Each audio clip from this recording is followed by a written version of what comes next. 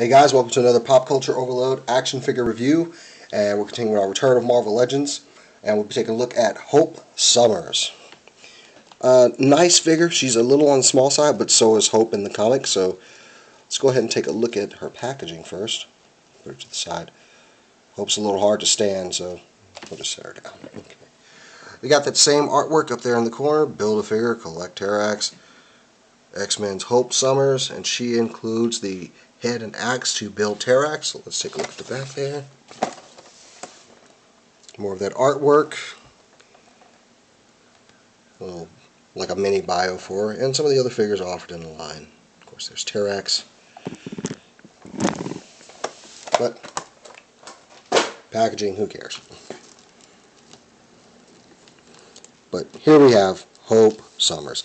And while she is a nice figure, she's kind of a weak figure as well. I don't know really what. Well, her legs. She's got that female hip joint that they've done on a couple of Marvel Legends here, which overall makes for a better looking female figure. They're not very good for posing and getting any dynamic poses. Like if you look at her her right leg here, and I'm going to get into her left leg too. It almost doesn't look straight and that could be just the joint. She's got very small legs. It could be I could just take a blow dryer and kind of bend it back over. But her right leg, the calf is also kind of bent in. There's her ball joint in there. You can see kind of like a half one. You can't see it on the outside. And that's as close as her legs will get together. Maybe if they shaved down this part right here and made them go in a little bit more, it would help. But for now, and these, the joints at the thighs were very stuck together. Had to kind of get a grip on them and twist. But that's nothing we haven't seen with other Marvel Legends figures. But overall, this is a really good Return to Marvel Legends. But if you look right here, she's standing and her foot is just kicked off to the side. You can't really get her feet flat on the floor in a kind of a natural position. I mean, you can kind of do something like that, but still you've got a problem with it. And it could be just mine. I don't mean to say that about all of them. I still like this figure.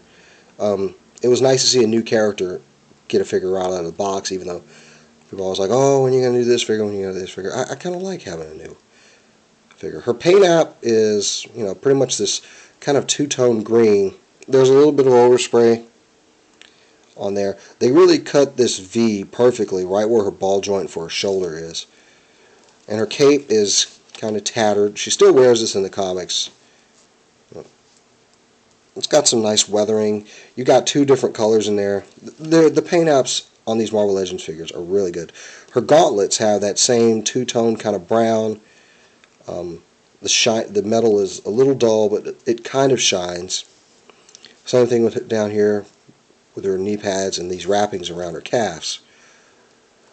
This cape piece, she just got a ball jointed head, will pop right off. And you can put that back on there.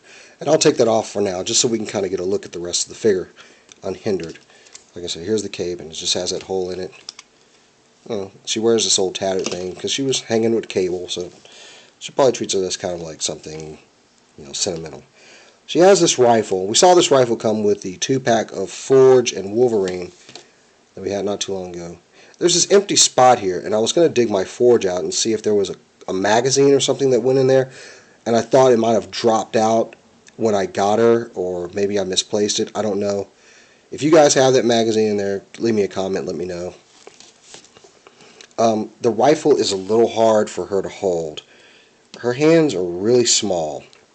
Whereas Forge held this thing like a boss. She kind of... This right hand, as you can see, it kind of looks funny like that. If she had had a pistol for this right hand, that probably would have been perfect. But to hold a rifle like that, it sits up too high. It mostly goes real well in her left hand. And myself, I like to tuck it underneath her arm. There you go. You can kind of get something. If she had a bicep cut, well, she doesn't have a bicep cut. But if she had a little bit more articulation, maybe she could try to wield this thing with both hands. I've tried to get into that position a couple times, but it's really hard. But she can still get kind of like some dynamic poses. She got a really interesting head sculpt, almost like a angry scowl of disgust. I dig that. I can. Let's get this out of her hand. Check out some of the green in her costumes. You know, it's got that shiny kind of green like she had in the comics. There's a little bit of lighter color down here by her hips. You can see her belly button through this thing. She's got the 90s Catwoman thing going on there. Articulation, we've got our twist at the foot, joint there. She's got the double jointed knees. Come up here, no waist joint. She's got that funny hip articulation I told you about, because that's as far as her legs can go. And it's okay. She's got a torso twist, no waist, ball jointed shoulders. And she has, while she is small, she does have some clicky ratchet joints.